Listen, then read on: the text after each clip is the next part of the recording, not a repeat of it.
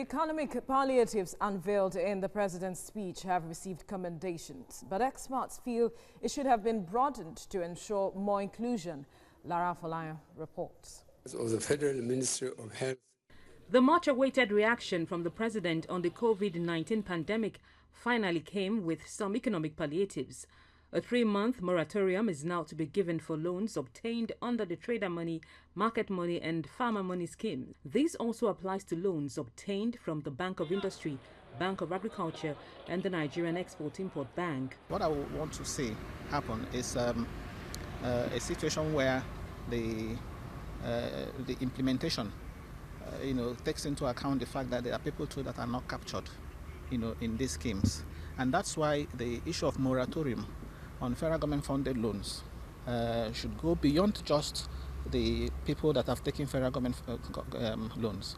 A lot of SMEs have taken loans at this point in time, and if it is possible to for the central bank to allow the banks renegotiate some of these loans. Talks of a planned 30,000 naira bailout for Nigerians have recently been dismissed by government.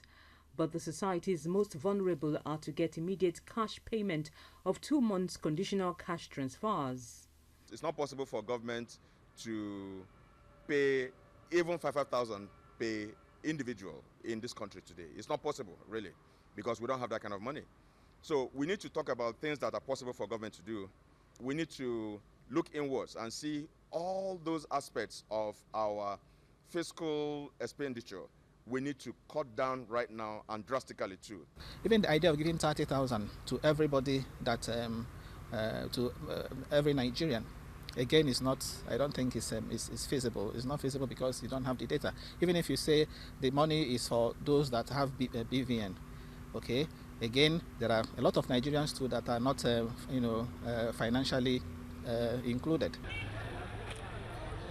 Prices of food items have since skyrocketed since the 14-day lockdown was announced for the FCT and 2 other states. So little is now bought with so much money in the markets. Buyers are appealing to government for assistance to cushion the effects of soaring food prices on their finances. I bought onions just now. I used to buy 800, 900, but today is 1,200. The pepper, they told me 1,500 for baskets. Something I buy 1,000 naira before. We expect our government to do something. Not that they will ask us to close markets, to do this, to do that, not to come out. Why people are dying in hunger? The experts now suggest ways these interventions could be made to impact the likes of these buyers. Now, this is the time to make a lot of sacrifices.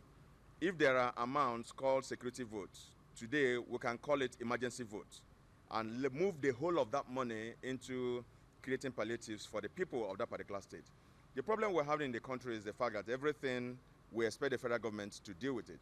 The president also directed the country's development finance institutions to negotiate concessions with their development partners to ease the repayment of loans by local beneficiaries. Lara Folayan, TVC News, Abuja.